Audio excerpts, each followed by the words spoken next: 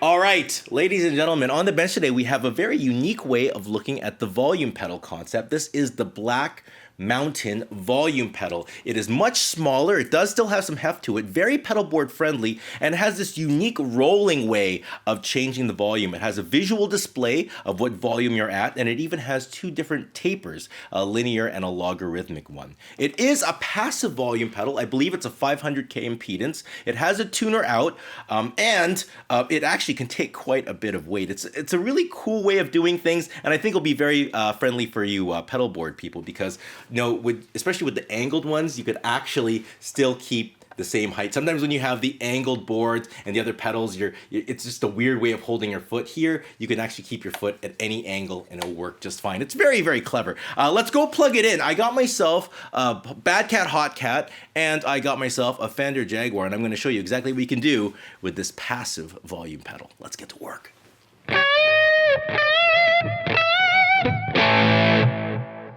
Well, we're all wired up and ready to go. I'm standing today so we can see what this thing does when you're in a standing position. I just kind of keep my foot like parallel to the ground, rock it back and forth kind of in the middle of my foot. That's kind of how I use it. You can put a lot of weight on it. I'm putting my whole body weight on it. It's going to hold on really, really well.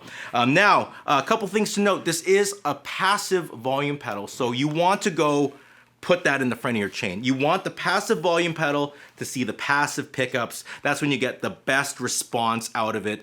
So I'm going into the volume pedal, into a fuzz, and a delay, and a reverb. Now, another thing to note about the passive pedal, when you're going into a passive pedal, your tone will change a little bit. I'm gonna show you what I mean. This is my guitar plugged directly into the Hot Cat.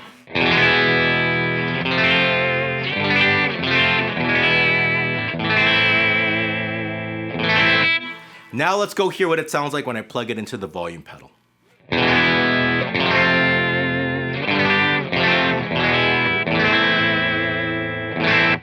So it is a little bit more rounded off on top, and I lost a little bit of volume. That's definitely one thing to note. Now, I'm using a Jaguar, so it's already inherently a very bright guitar, so it actually works out really well, but that is one thing to compensate for when you're setting your amp.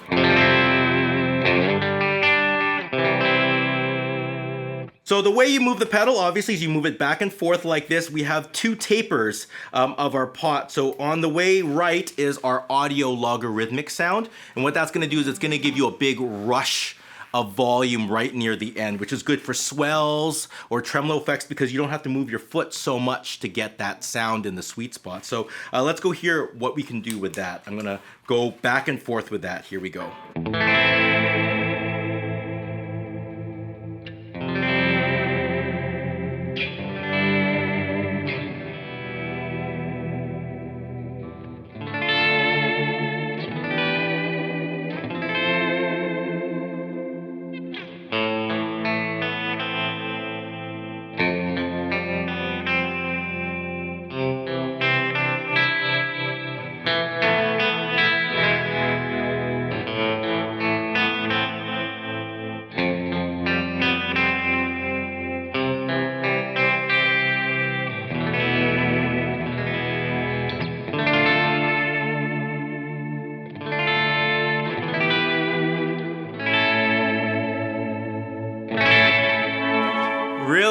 really funky stuff. It's really handy, but actually the way I like to use it most of the time is on the other mode. This is linear. When you move it to the left, now we're gonna have a more even distribution of volume all the way up. So you could actually use this thing looking at the different numbers and find different volume spots. You can see as I move it, it kind of locks into positions. It's very handy. It's not this super slippery thing. Let's hear what we got. This is 10.